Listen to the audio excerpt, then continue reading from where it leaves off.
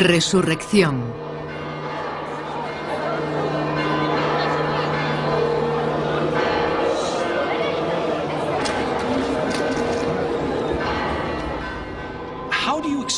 ¿Cómo explicar un movimiento que tiene su inicio en una muerte horrible y humillante?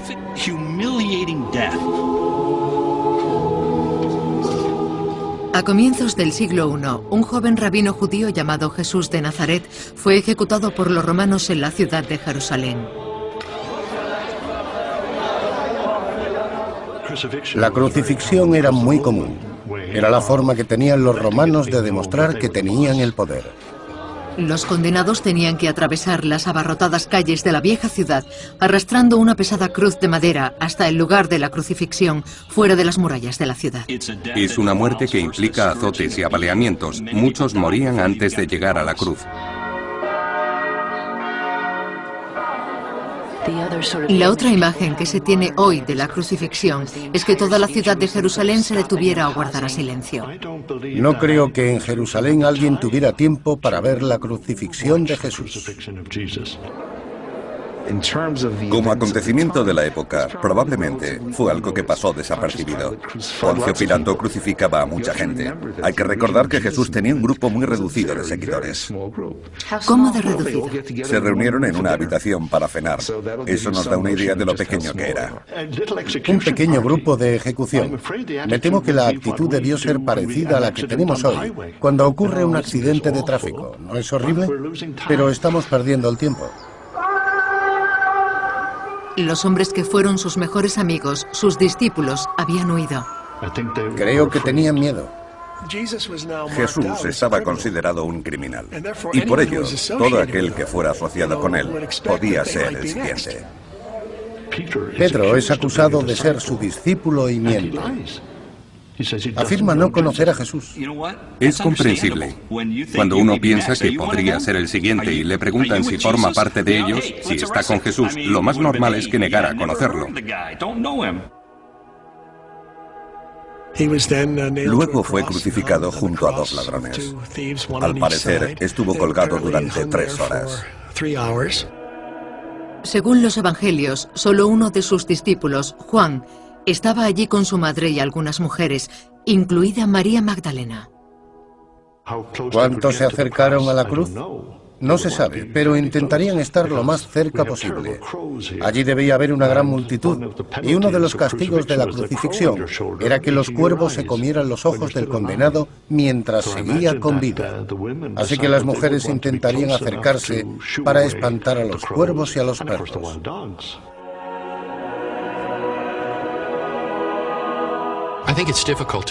Es difícil subestimar la catástrofe que la crucifixión significó para los primeros discípulos.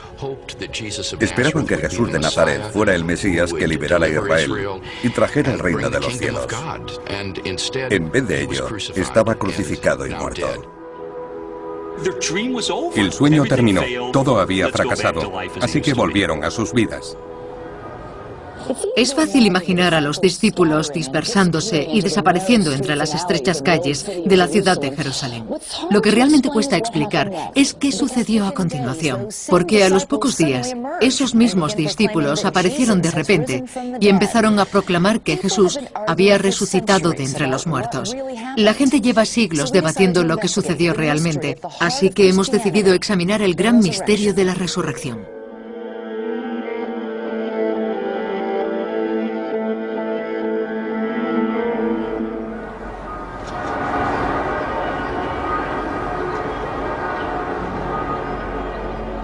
Los evangelios cuentan que tras morir Jesús, las mujeres lo bajaron de la cruz ayudadas por el discípulo Juan y un hombre llamado José de Arimatea.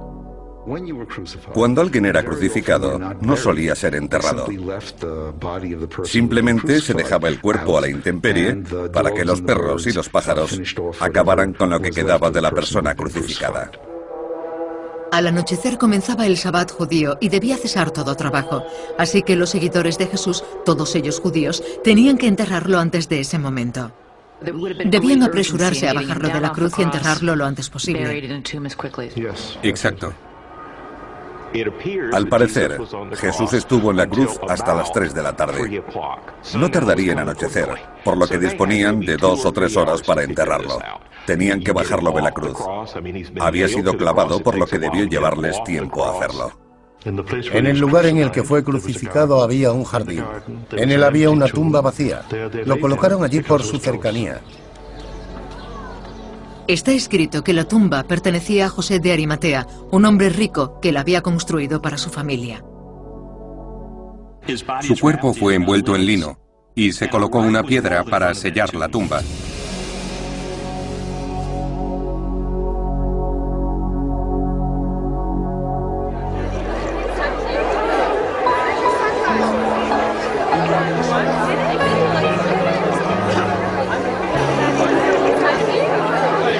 Good morning, everybody. Happy Easter. Now, after the Sabbath, as it began to dawn toward the first day of the week, Mary Magdalene and the other Mary came to look at the grave.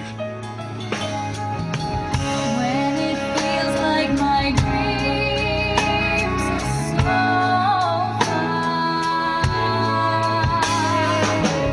sing to me of the plans that you have for me over again. So I lay my head down, and I lift my hands and pray.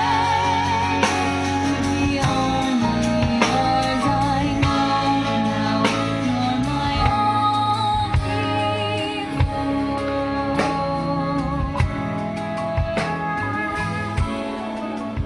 La Biblia nos dice que 2 días después de la muerte de Jesús, las mujeres regresaron al lugar en el que lo habían enterrado. Magdalena, María y otras. Los distintos relatos mencionan a diferentes mujeres. Fueron a la tumba muy temprano, al amanecer. Para lavar el cuerpo y poner especias en el sudario. Vieron que la piedra había sido retirada, que la tumba estaba abierta. Entraron preguntándose qué había pasado. ¿Y qué encontraron? Una tumba vacía. El lino que envolvía el cuerpo estaba allí tirado, donde habían dejado el cadáver. La conclusión inmediata que extrajeron es que alguien había robado el cuerpo. No pensaron, aleluya, se ha levantado de entre los muertos.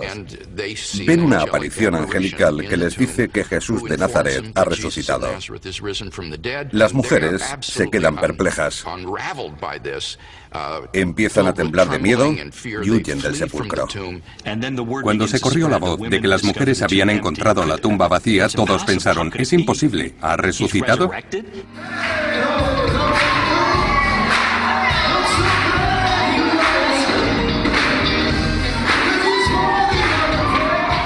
Y durante 2 milenios, la gente ha estado contando la historia de lo que sucedió aquella mañana.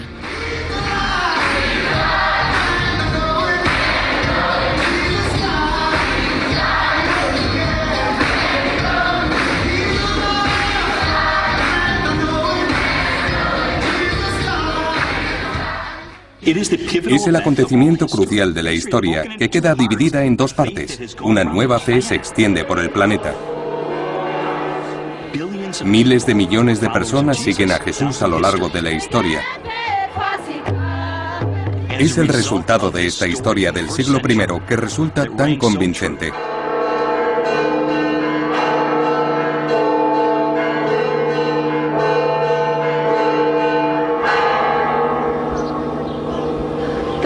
Esas cúpulas pertenecen a la iglesia del Santo Sepulcro, donde los cristianos creen que se encuentra la tumba de Jesús. A medida que empezamos a investigar qué sucedió aquel primer domingo de Pascua, nos damos cuenta de que casi todos los detalles de la historia son debatidos.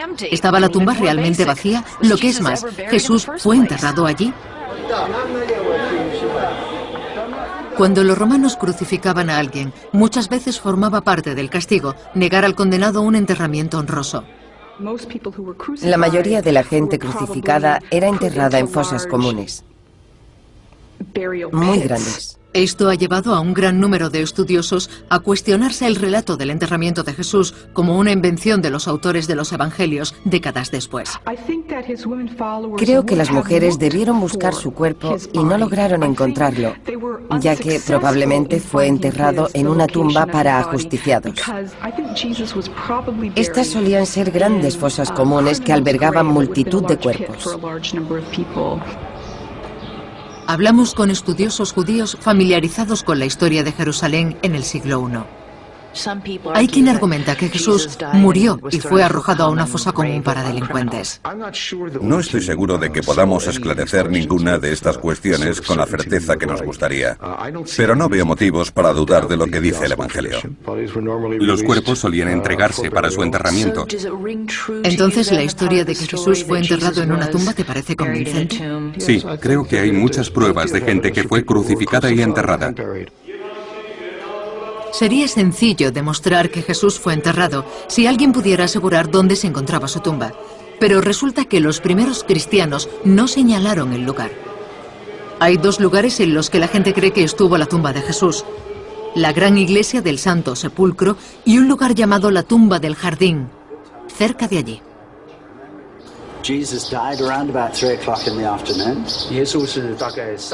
El lugar fue descubierto en la década de 1850 y ahora pertenece a unos protestantes ingleses. Lo compraron porque creían que era el jardín que tenía José de Arimatea. Creían que aquel jardín perteneció una vez a José de Arimatea. ¿Sí? En el jardín hay una cueva hecha por el hombre que se utilizó como sepulcro. El Nuevo Testamento dice que José dio a Jesús una nueva tumba. Los guías locales dicen que parece la tumba de un hombre rico, como la que pudo tener José de Arimatea. ¿Y dónde habrían dejado el cuerpo? Habría sido depositado aquí.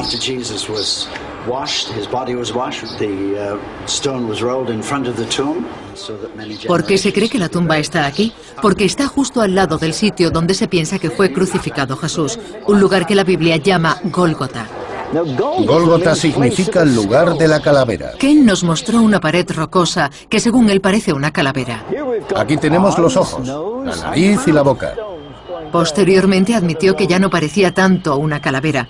Hace 100 años aún lo parecía, pero la roca se ha erosionado. En la época de Jesús, el lugar de ejecuciones estaba justo debajo de la pared, en un valle que ahora es una estación municipal de autobuses.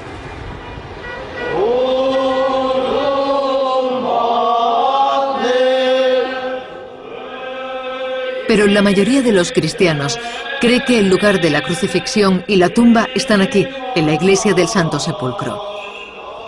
Fue construida 300 años después de la muerte de Jesús, bajo el primer emperador romano cristiano, Constantino, gracias a su madre, Helena. Cuando Helena vino a Jerusalén en busca de la tumba, no había rastro de ella. La gente de la zona le indicó dónde debía excavar y encontró una tumba bajo un templo pagano. Esta es la cámara sepulcral. Dentro de la iglesia, la sencilla tumba de piedra ha sido cubierta por un santuario del siglo XVIII. Aquí está la prueba de que tenemos una tumba. A pocos metros del lugar, hay otras tumbas pertenecientes al mismo periodo. Todo esto forma parte de una cámara sepulcral del siglo I. O'Connor cree que Jesús fue depositado en alguna parte del estremecedor túnel muy parecido a este, lleno de estrechas cavidades para alojar a los muertos. ¿Aquí es donde eran depositados los cuerpos? Sí, metían el cuerpo y la cavidad era sellada. ¿Sellada como esta? Exacto, eso es una tumba. ¿Hay algún cuerpo dentro? No tengo ni idea, espero que no. Yo también. Aquí se puede sentir lo devastadora que debió ser la muerte de Jesús para el pequeño grupo de seguidores que lo enterró. Y qué extraño y temible debió ser encontrar la tumba vacía aquel primer domingo de Pascua. Lo que nos lleva a la gran pregunta. ¿Estaba vacía la tumba? Supongo que estaba vacía. Este es el tipo de creencia que puede ser fácilmente falsificada. Vamos a examinar la tumba. Los cuerpos pueden inspeccionarse fácilmente. Es sencillo ver si siguen allí o no. Incluso los historiadores no cristianos, que no creen en la resurrección, encuentran creíble la historia de la tumba vacía. Por un lado, nadie la cuestionó en el siglo I. La gente que dudaba de la tradición en la antigüedad nunca puso en tela de juicio el hecho de que la tumba estuviera vacía. Lo único que se cuestionaba hace 2000 años era por qué lo estaba. Nadie pensaba que el cuerpo estaba allí.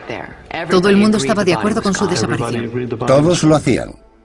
Los cristianos decían que la tumba estaba vacía porque Jesús había resucitado, y los judíos que habían robado el cuerpo. ¿No es extraño que nadie haya admitido jamás haberse llevado el cuerpo?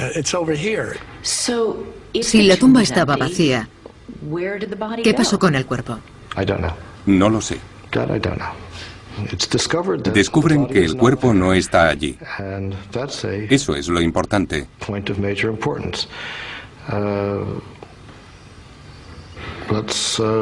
Ahí es donde empieza todo. Si el cuerpo hubiera sido descubierto hoy, no existiría la iglesia cristiana. Hubiera desaparecido como una pequeña secta judía. Y nos hubiésemos reído de que un delincuente crucificado fuese el Hijo de Dios. Pero a pesar de haber un buen motivo histórico para creer que había una tumba vacía, ¿significa eso que Jesús resucitó de entre los muertos?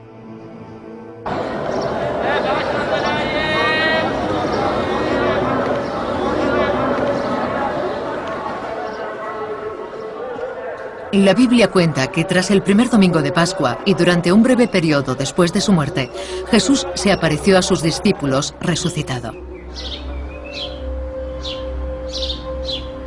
En uno de los relatos se aparece a María Magdalena en el jardín que había junto a su tumba, después de que las mujeres descubrieran que ésta estaba vacía. María no espera que suceda nada. Está sollozando, mirando a la tumba. Estaba afligida. El cuerpo de su amado maestro había desaparecido. Entonces lo ve y lo confunde con un jardinero. Jesús se vuelve hacia ella y le dice, María. Ella reconoce su voz y le dice, Rabino, maestro, y cae a sus pies en adoración. Creo que este es uno de los momentos más tiernos de los relatos de la resurrección.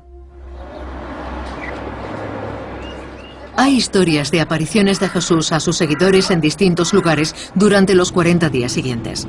En una se aparece a 2 de sus discípulos cuando estos regresan a Jerusalén desde Emaús, que actualmente es un pueblo palestino a unos 32 kilómetros de Jerusalén, llamado Cubeibi. ¿Van caminando cuando un extraño se aparece a su lado? Sí, y les pregunta, ¿por qué estáis tan afligidos? Y ellos le contestan que han perdido la esperanza. Su amigo y mentor, Jesús de Nazaret, había sido crucificado. No lo reconocieron.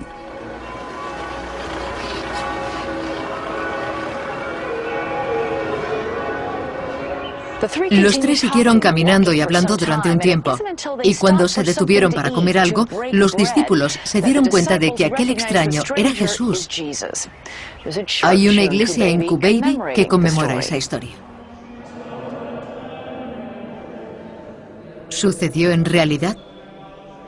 Los historiadores no se ponen de acuerdo, pero la mayoría coincide en que sucedió algo lo suficientemente importante para convencer a la gente que había conocido a Jesús en vida de que había regresado de entre los muertos. La prueba más sólida, los discípulos que habían abandonado a Jesús cambiaron radicalmente. No habían estado a los pies de la cruz, pero al cabo de 1 o 2 semanas salieron a predicar por las calles. Aquellos hombres aterrorizados que se habían escondido ahora se alzaban valientemente en Jerusalén, donde Jesús había sido ejecutado, proclamando su resurrección. Y estos primeros discípulos estuvieron dispuestos a morir, y muchos lo hicieron por la verdad del mensaje que proclamaban. Creo que no cabe duda de que los primeros discípulos creían sinceramente que Dios había devuelto la vida a Jesús de Nazaret. ¿Suena convincente?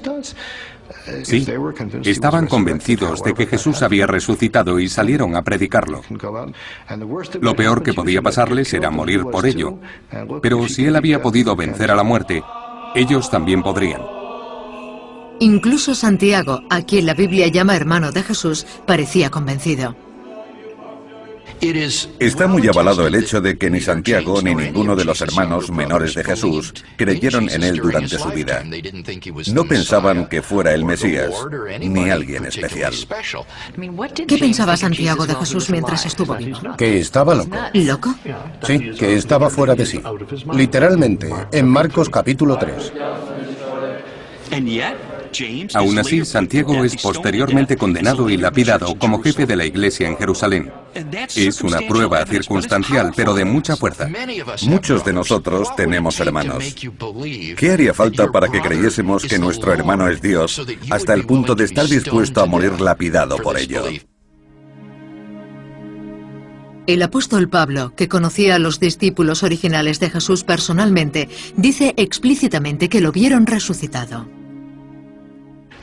Pablo dice, voy a contar la historia como me la han contado a mí, que Cristo murió por nuestros pecados, según las Escrituras, que fue enterrado, que resucitó y que se apareció a ciertos testigos. Y a continuación menciona a los testigos. Pablo viaja a Jerusalén para averiguar la verdad. El verbo que utiliza para describir esa visita es el griego historiasai. Significa investigar. Por lo que Pablo dice, conocí a Santiago y a Pedro e investigué el asunto. Pasa 2 semanas con el principal discípulo de Jesús y su hermano menor. Ambos afirmaban que Jesús había resucitado de entre los muertos. Los historiadores también indican la existencia de media docena de líderes que afirmaban ser al Mesías en Jerusalén en el siglo I, pero sus movimientos murieron con ellos cuando los romanos los crucificaron. Se llevaban a cabo muchas crucifixiones. Había muchas personas que afirmaban ser los redentores del mundo. Aquellos que crucificaron a Jesús y quisieron eliminarlo, pensaban que al eliminar al líder, el movimiento desaparecería. ¿Sucedió en otras ocasiones? ¿Los crucificaban y sus ideas morían con ellos? Sí, eso solía funcionar. Es decir, el curso normal de los acontecimientos era que si se deshacían del líder, puede que tardara 1 o 2 generaciones, a veces cientos de años, pero finalmente el movimiento se hundía. Lo que hace que la historia de Jesús sea tan interesante y diferente es que el esperado fin no llegó a ocurrir. Pero si realmente sucedió algo tras la muerte de Jesús, ¿qué fue exactamente? ¿Se levantó físicamente de entre los muertos?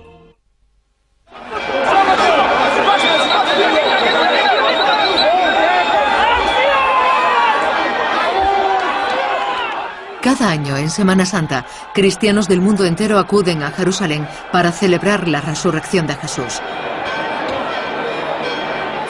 Para esta gente, la resurrección es un hecho.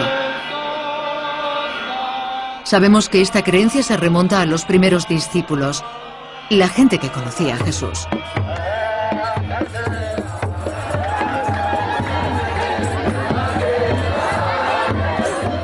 Sucedió algo que los convenció.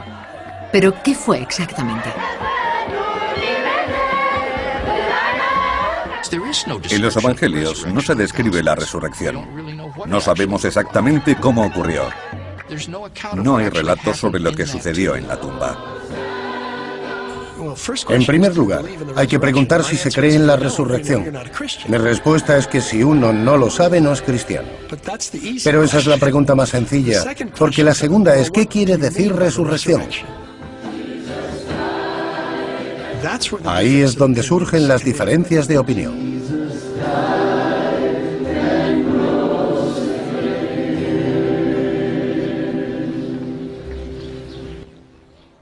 ¿Se levantó Jesús de su tumba físicamente?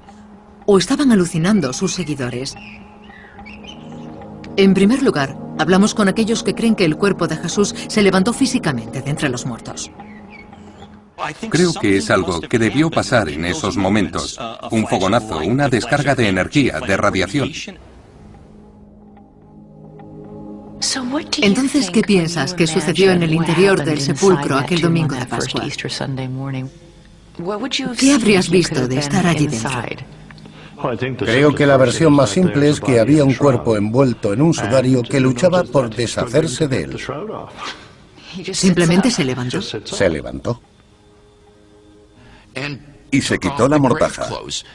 Probablemente tenía atados los tobillos y las muñecas y una banda alrededor de la cabeza. Así que se levantó, se quitó el sudario y salió de la tumba.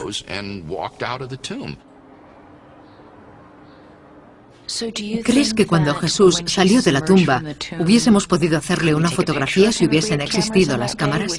¿Hubiera proyectado una sombra? ¿Hubiésemos podido saltar sobre él? Eso creo. ¿Parecería, sonaría y olería como una persona normal? No sé cómo olería. Pero desde luego sería palpable. Y sería físico. Sería tangible.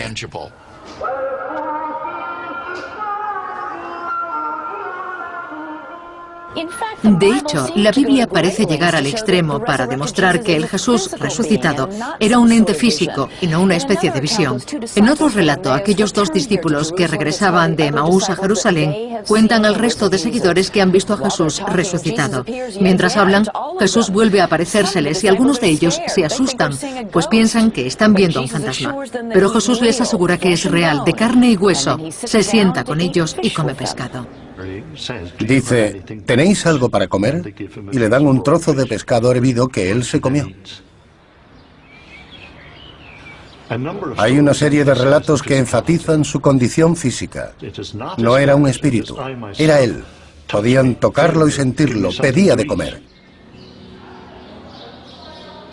El discípulo Tomás llega a la cena justo después de que Jesús haya desaparecido. No se lo cree cuando la gente le dice que ha regresado de entre los muertos. Hizo las preguntas que todos nos hacemos hoy. ¿Cómo era posible? Quería pruebas empíricas. Jesús se le apareció y lo retó a meter la mano en la herida de lanza que tenía en el costado, meter el dedo en el agujero que el clavo había dejado en su mano. Cae de rodillas y dice, Dios mío.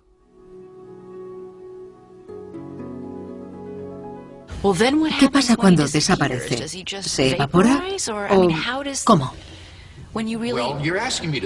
Me estás pidiendo que haga especulaciones. Solo diré que Cristo, en su cuerpo resucitado, tenía la capacidad de entrar y salir de este continuo espacio-tiempo a voluntad. Simplemente podía salir de esta dimensión en un punto y aparecer en otro, sin atravesar la distancia entre ambos. Eso implica un cuerpo reconocible, pero a su vez de naturaleza espiritual, en lo que se refiere a que puede atravesar paredes y comer pescado y miel, como hizo ante sus discípulos, además de tener carácter tangible. Por supuesto, aún no estamos al tanto de esa dimensión concreta. Pero la fe de la Iglesia Católica es que lleguemos a compartir con Jesús dicha condición de glorificación tras la resurrección final. Resulta que esta idea de la resurrección física no era tan radical entre los judíos del siglo I. Muchos creían en ella, pero al final de los tiempos, con la resurrección de todos los justos. Su visión de lo que eso significaba está en el libro de Daniel. Se supone que la resurrección es el regreso físico del cuerpo a este mundo, tal y como era.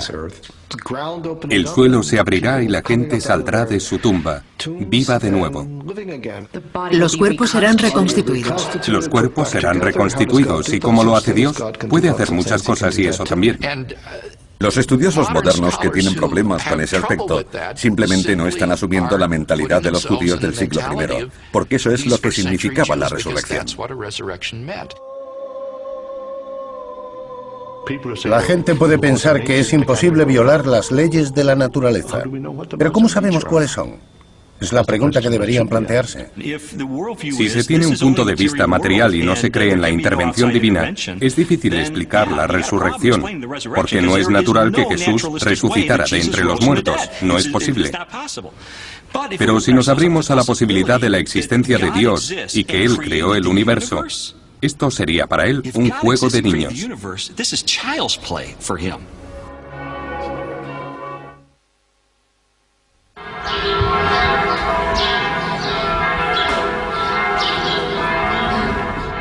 Nadie sabe con seguridad dónde se ocultaron los discípulos de Jesús para intentar aclarar sus ideas tras la crucifixión. Una posibilidad es que lo hicieran en su barrio, conocido como el Monte Sión, aquí en Jerusalén, y que fuera aquí donde ocurrieran las apariciones. Pero también hemos hablado con historiadores que piensan que no hubo una resurrección física en Jerusalén y que todas esas historias fueron inventadas y escritas décadas después de la muerte de Jesús. Afirman que tras la crucifixión, los discípulos desanimados y derrotados se marcharon a sus casas. Volvieron a sus vidas de pescadores en el mar de Galilea.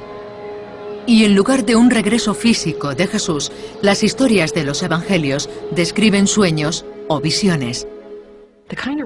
El tipo de cuerpo resucitado del que hablan los evangelios, como el de Juan, por ejemplo, es que Jesús era capaz de aparecer en una habitación cerrada. Ese tipo de experiencias no sugieren el tipo de cuerpo físico que veríamos hoy, sino algo que podría considerarse más bien una experiencia visionaria. Entonces, ¿tú crees que la resurrección no fue que el cuerpo físico saliera del sepulcro? Como historiadora, he de decir que los primeros relatos que encontramos se encuentran en las cartas de Pablo, no en los evangelios, porque esos son los primeros textos que tenemos. En esos textos, Pablo escribe en griego que Jesús se apareció a varios discípulos. El vocablo griego hace referencia a un tipo de visión. En el mundo antiguo, cuando se tenía un sueño por la noche, se asumía que era real. Las visiones, ya sean despierto o dormido, son una experiencia muy humana. La gente en el campo de batalla las tiene en momentos de estrés. En momentos de extremo dolor y sufrimiento, hay personas que creen ver a la persona fallecida ante ellas. La gente cuyas esperanzas han sido destruidas de una forma tan brutal suele aferrarse a cualquier creencia. Pero ¿de dónde sacan esa idea? Estaban todos separados. ¿Cómo se reúnen y traman esa teoría? Una teoría tan inverosímil. No se reúnen para urdir una estrategia. Lo que sucede es que hay cierta dinámica en la comunidad y uno empieza a jugar con posibles respuestas. Estos estudiosos creen que Jesús tuvo tanto impacto en sus seguidores que cuando empezaron a tener sueños y visiones sobre él, creyeron realmente que había resucitado. En el siglo I, la gente solía recurrir a lo sobrenatural para explicar experiencias profundas. En el mundo antiguo se pensaba de forma mítica. Si algo era real y significativo, se mitificaba. ¿Qué quiere decir eso? Quiere decir que el cielo tenía que ver con ello igual que la tierra. La gente tenía visiones póstumas de Jesús y las interpretaban en términos de resurrección. ¿Crees posible que se las arreglaran para convencerse a sí mismos de que habían visto a Jesús? Me resulta bastante difícil de creer. No puedo imaginarlos allí sentados, desesperados, diciendo, ¿por qué no pensamos en cosas alegres e imaginamos que ha resucitado de entre los muertos? Y luego lo predicamos. No creo que ese inmenso poder surgiera de la nada. Shelby Spong cree que hubo resurrección, pero no que fuese física. Él, como muchos creyentes, piensa que se trató de un fenómeno espiritual. Creo que fue real y que ocurrió en Galilea. Creo que Pedro estaba en el centro de todo y tuvo que ver con el reparto del pan. No sé exactamente cómo fue, pero está claro que se trató de algo que les abrió los ojos y vieron una dimensión de realidad que superaba los límites de lo normal.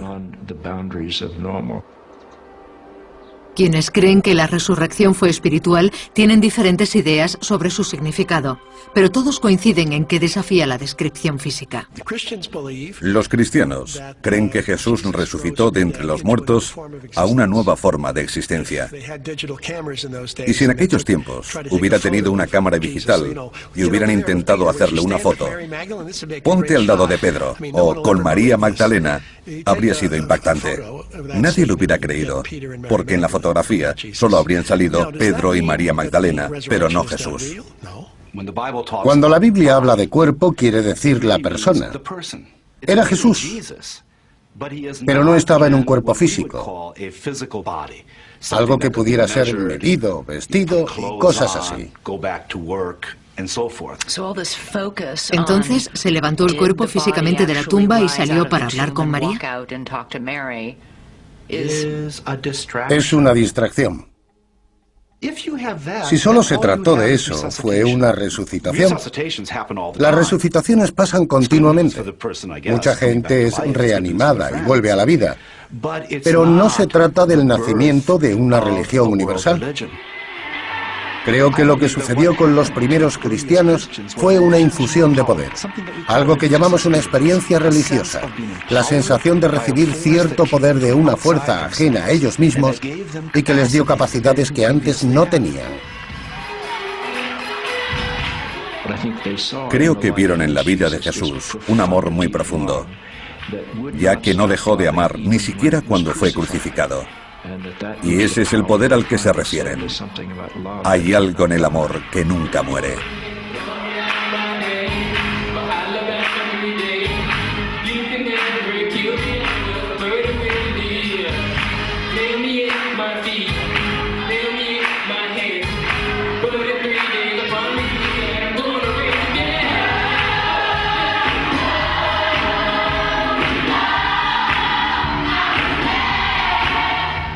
Los cristianos, a pesar de tener diferentes opiniones respecto a lo que sucedió el primer domingo de Pascua, coinciden en esta creencia.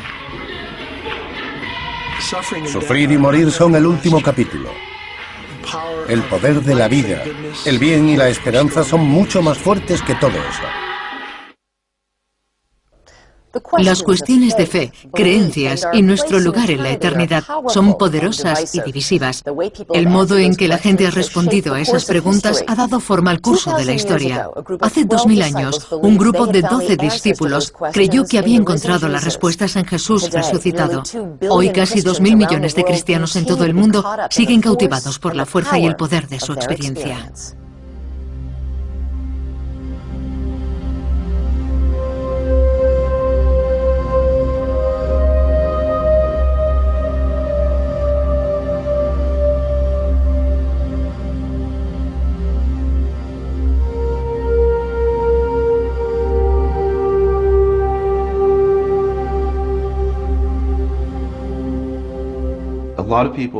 Mucha gente quiere ver la resurrección como el cuadro renacentista en el que Jesús aparece como un ser resplandeciente.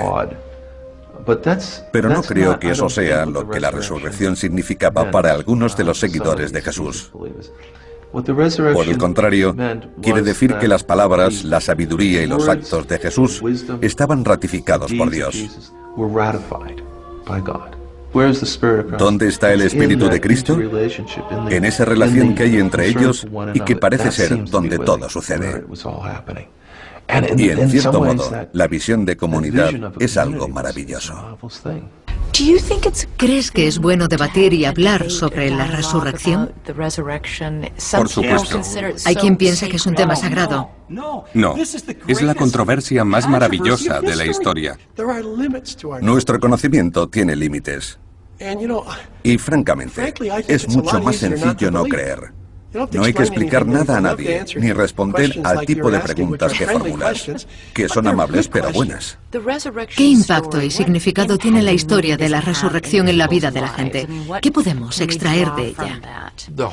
La esperanza de la resurrección es que algún día nosotros también nos levantemos de entre los muertos y tengamos esos gloriosos cuerpos inmortales, libres de toda discapacidad, defecto físico y enfermedad, y pasemos a una condición de plenitud física y psicológica. Si la resurrección es abrir los ojos para ver la realidad de una presencia divina que siempre está en nosotros y a nuestro alrededor, entonces la esperanza de una vida tras la muerte no consiste en vivir en una especie de paraíso con ríos de leche y miel en el cielo. Tiene que ver con vivir una vida plena.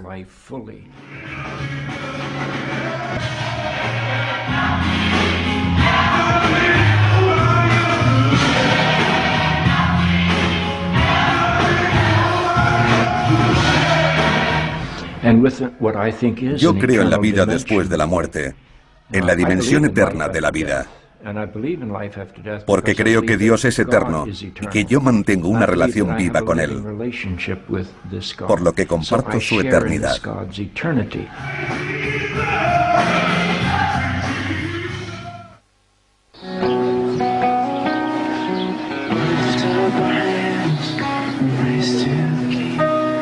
Lift up our hearts as an offering, sing hallelujah.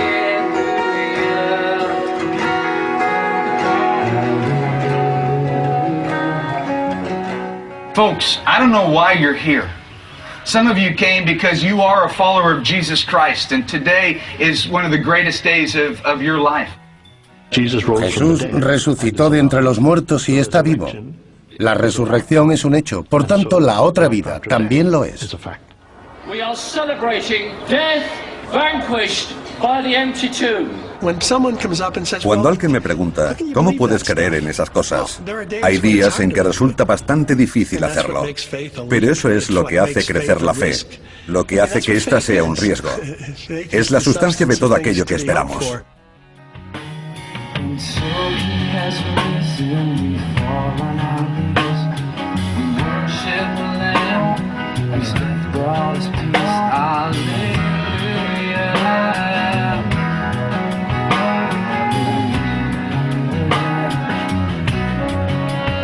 La vida tras la muerte significa entregar amor y entregarse uno mismo, para que el resto de la gente pueda vivir, amar y ser. It gives me reason to get out of bed every day. It allows me to be a better mom to my kids, a better wife to my husband, because I know there's something bigger than here. That's what it's all about. This is our reason for worshiping and praising Him. Nothing would be relevant in our lives if this day didn't exist. Algún día descubriremos que toda vida está complejamente relacionada de un modo que no podemos ni imaginar.